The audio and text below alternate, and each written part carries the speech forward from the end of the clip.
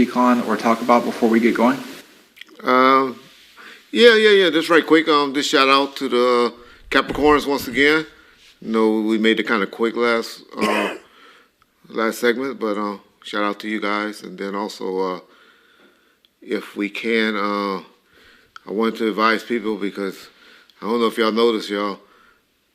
1 out of the 4 people that y'all noticed lately been having the flu or a cold or something. So just want to advise you guys. I know it's a big topic of conversation with a lot of y'all that's against it, but if I can help one person, I tell you, that's all I'm here for, to see if I can help that one person. Go get your flu vaccination, and I'm going to say it, get that last dose of the jab. I know a lot of y'all don't want to hear it, but I'm a firm believer in when you catch it and you got the jab, you don't get as sick. And I wished they had the jab of it. So this is Reggie Wright. He's talking about Katt Williams. He used to work with Death Row and Suge Knight. If y'all know who this guy is, he used to work with Death Row back in the day. And he was friends with Suge Knight. And yeah, let's continue on the video. Available before I just adding some context. Contracted this COVID, and trust me, it was life changing for me. But other than that, you know what, Don? I gotta touch on the subject. And I know I'm getting off base, but I gotta throw out something. Hopefully, this air before they do episode 9 of the podcast. But we're about to see what type of journalist Dave Mays is. If he doesn't come with a Katt Williams story with Suge Knight, who was real instrumental in Katt Williams' life in the from about 2012, I think it was, to about 2014, 2015, when they got caught up in that case. Y'all remember that?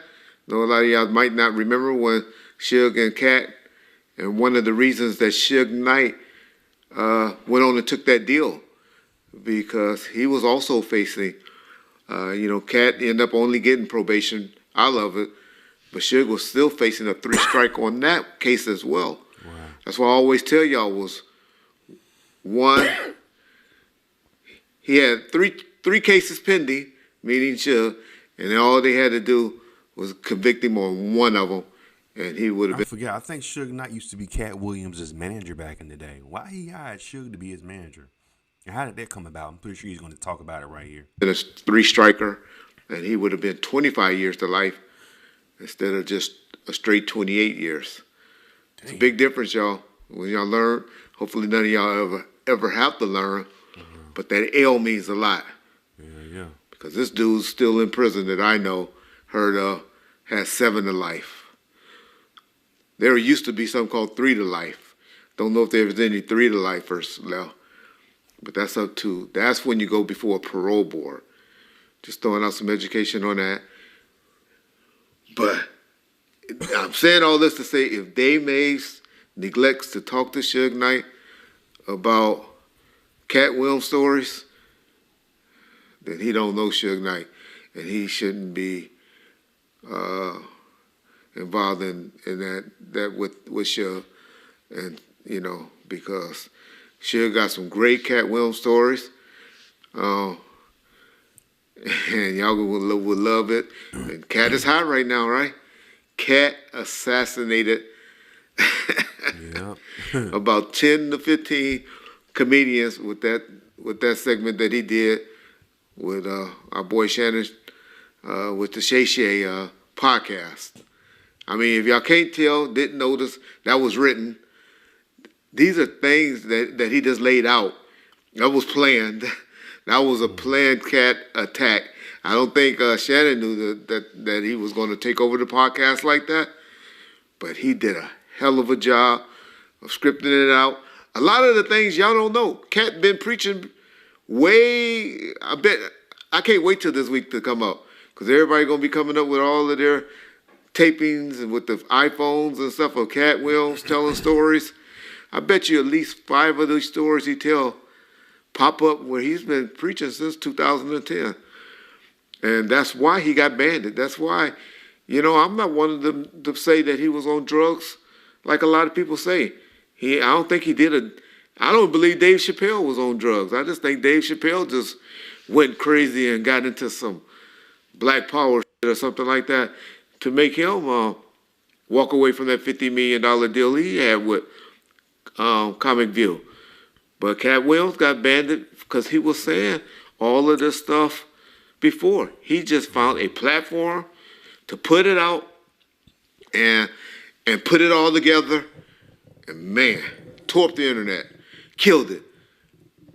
Didn't even give us no good content for this for upcoming days because, trust me, who want to watch us? When you got Katt Williams over there and everybody cutting up all his stories and putting video footage to what he's been saying, it was a great week for YouTube for people that was in the Katt Williams field. I know this channel is not in the Katt Williams field, and that's why John's like, we ain't got nothing to talk about with Katt Williams. We not in the Katt Williams business. Totally get it. But shout out. Hope to hear some Katt Williams stories from Suge, because Suge got some. I remember going up. Hit that thumbs up button. Katt Williams also is doing an interview tomorrow night. I think today actually. He's doing an interview with Willie D tonight on Willie D's Willie D Live. He's doing another interview, so check that out. I'm just throwing this out. Hopefully you hear about it and he'll tell it. To this shop called D's Auto Body. They had a $400,000 Rolls Royce up there, where those niggas was in there with some girls, and they must have got to fighting in the car. What happened? Well, anyway, there was a lot of blood in that Rolls Royce. So I always wonder, where is that chick? Where is that chick? Hopefully they can explain that. But man, Katt Williams and Suge got some great stories. I'd love to hear their stories, and I hope Collect Calls touch on that. But I got a feeling they not. But yeah, it'd be interesting to see what happens this week. But once again, shout out to Katt Williams. I'm one that believes over 95% of what he said in that on that podcast is true. Yeah. And I can tell you 75% of the stuff that he said, I didn't heard before. I didn't heard him say it, because I was a major Katt Williams fan.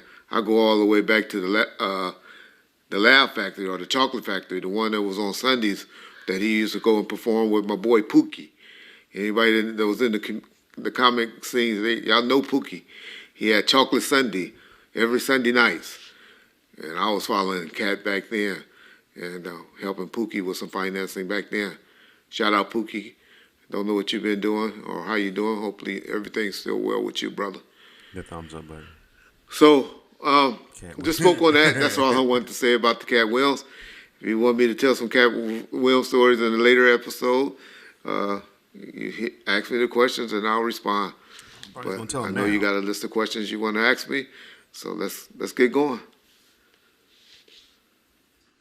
Yeah, just in case they don't tell the stories, are there any ones that stick out in your mind in regards to Katt Williams and Suge that maybe he told you that, or maybe that you're aware of that you can talk about? Yeah, you got to remember, I wasn't around Suge during that time. I was just communicating with him. I appreciated one time, I had a homeboy that was trying to do a show. And he was like, man, your boy Suge is managing Katt Williams. And he got Katt ear. I'm trying to do a show with him. And I remember calling and getting him and Suge on a three-way call. And Suge even told me then, he said, Reg, this your boy, right? And I was like, yeah. He said, well, Reg, if that's your boy, I don't know when Katt gonna show up to a show and when he's not gonna show up to the show. I wouldn't advise you investing no money in Katt right now, because he's on one right now. Suge has never said or indicated that Katt was on any type of drugs like everybody was saying. So I'm not going to put that on Katt. I know he drinks and all of that. Katt adamantly denies ever being on anything strong. So that is usually when people say that just usually mean they smoking weed and alcohol. But the way Katt was acting back in the mid 2000s, that's that 5% where I say I think he lying about. But hey, I wasn't around him, so I don't know. But it wouldn't surprise me if Katt was doing a little bit more than weed and alcohol back in the 2000s because of the way he was not showing up to shows and missing dates. Y'all remember that little kid that was in the closet? A lot of people forget about that. They called the police and said Katt had him hiding in the closet. Oh, yeah. I remember him getting in the fight and getting choked out by that little 14-year-old boy when they were playing football and stuff. So Katt was wilding out back in the mid 2000s. He appears to be back on the right track, and so that's great. But yeah, Katt and Suge was out there wilding out. Maybe he's just an alcoholic. Why I gotta be the man is on some hard stuff.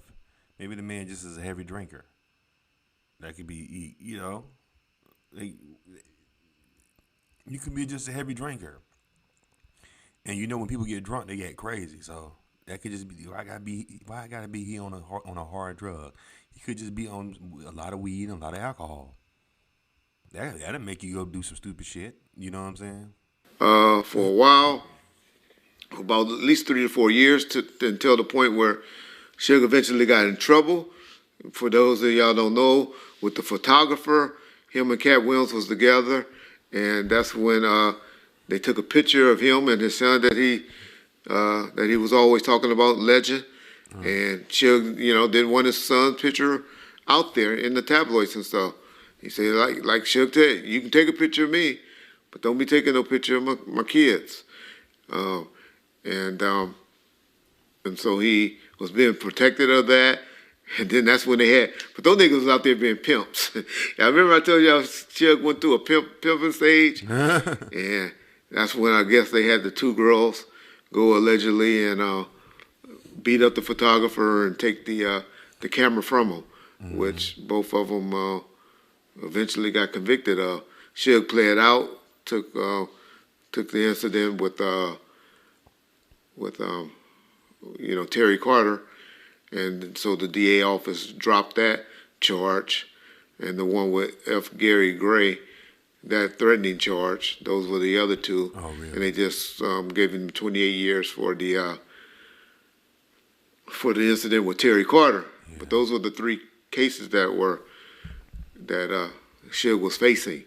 You know, he's been in jail since 2015 when the movie came out. Straight out of Compton, 15, 16, 17, 18, 19, 20. Let me see.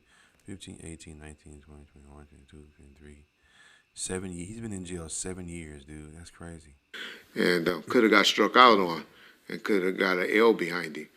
So that happened with Katt. Katt ended up only getting probation. I wonder if he's still on probation or not. I'm not sure.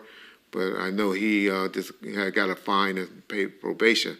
Shout out to my boy Big C Style. I remember Big C Style called me and telling me, Red, what's wrong with your boy Suge? All the lady wants is her camera back.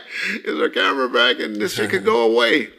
But Big C Style, I'd love to get him on the show one day to tell that story because he was there with them and trying to make that situation go right. But unfortunately, it didn't because Suge. Big C Style, ain't that the dude who used to be with Snoop back in the day? Had the big perm. He's still around. He's very, very protective of his kids, which that's just Suge. And I ain't got no problem with him. Glad he is that type of dude. But other than the incident with, I always heard it was 2 chicks that got into a fight inside of that Rolls Royce, and man, they tore that whole dashboard of that car up. And and I'm talking about something, I know y'all talking about I'm snitching and all that, but the police came up there and recovered the car because Suge and Katt did like a fucking Mike Tyson situation. I don't even know how they heard about the car being up there, my boy D's Auto Body Shop in Bellflower. But they came up there and recovered it. I told D, don't get a motherfucker to them. They ain't got no reason. They were gifting that car to you. You know, they were giving you that car. And sure enough, about a year later, Suge called asking about that car while he was in custody. But he had told him, hey, that car was gone, but those niggas just walked away from that car for some reason. Wow. Remember that? I remember one time, Katt, because Katt was very paranoid around people, Suge and his people. He was one that always had guns and stuff. And my boy Bob Gotti and Suge was talking. And Katt was real paranoid with them when Bobby had to check and like say, hey, Suge, what's up with your homeboy? Tell that nigga, I'm one of your homies. And situations like that, I remember they used to always been out. That's when I was hanging with those dudes from Grape Street. And I don't know why people always thought Suge and I had a problem with each other. I used to always tell you, man, that nigga ain't got no problem. We just ain't f***ing with each other right now. But neither one of us want anything bad to happen to each other. Still to this day. I believe. I know that's how I feel. And they was up at a serving spoon in Inglewood up there. And my niggas from Grape Street was like, man, Reg, we got that nigga Suge and Katt Williams up here. We're up here sitting with some chicks at the serving spoon. What you want? What you want? I said, nigga, I don't want that. Put that nigga on the phone. And I said, and he got on the phone. Was like, what's up, Reg? And I was like, oh, man, what's up, dog? And he said, yeah, I'm just out here, man. Me and Katt had a late night. And we was, hanging out all night. And we just came to get us some breakfast at the service spoon. So, yeah, those niggas was hanging. And that's... Why the service spoon don't stay open late no more? I remember the service spoon used to stay open late back in the day. You used to go there Saturday late, and like 1, 2 o'clock in the morning, get you like a bacon, egg, and cheese sandwich. They're not as good as the Waffle House. What Suge was going to be his comeback, because Katt was out there fucking with everybody, talking shit, beating everybody out of money. And so who everybody come running to? Mr. Knight for that protection. And that's what Suge was doing. But one thing I got to give Suge credit for, especially with me, on a couple of times that I had called him to try to get Katt to do something, he was always telling people, buyers beware with Katt right now. I can't control him, but I can't control him. And I can't promise you, and niggas that I f with, I ain't putting my name or credibility on the line with them to say Katt gonna show up to this show or not.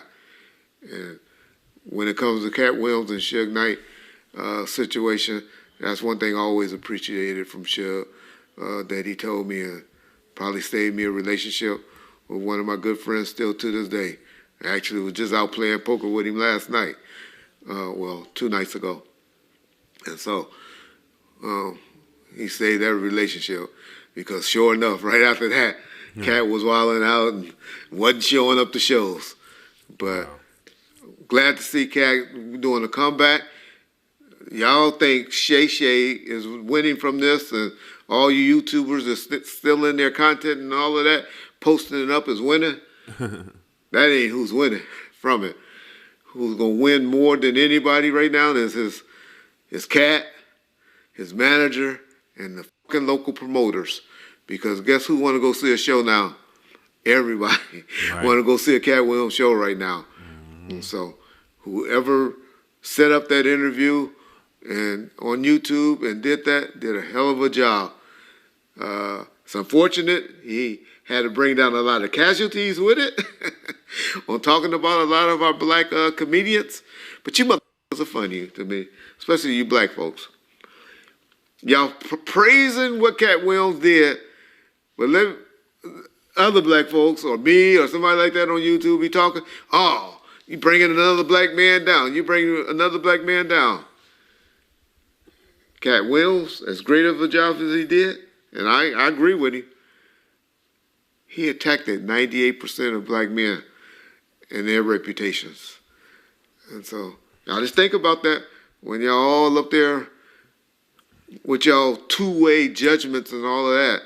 Oh, this is great, this is great. Oh, you over there bringing so-and-so down or saying that down or discrediting another black man. It's funny to y'all how y'all have a double-edged sword when it comes to what y'all feel about when people say stuff or talk about other people. Anyway, y'all, this is Katt Williams was paranoid when Suge Knight was his manager. It's on Bomb First. Bomb First is the YouTube channel. Y'all can go ahead and subscribe and check out their content. Really good content, man. They always talking to Reggie Wright, and he always giving out stories about when he was with Death Row and untold stories about those hip hop West Coast days in the '90s. He worked with Suge Knight and Death Row back in the day. He was one of the head security guards. He's an off-duty officer. His dad was an officer for the Compton PD for years. So yeah, he has a deep history of the West Coast hip hop scene back in the '90s. Anyway, what y'all think about this video, man? Leave your comments and subscribe to Charles and Naz World. Hit that subscribe button, man. Hit the thumbs up button. What the hell you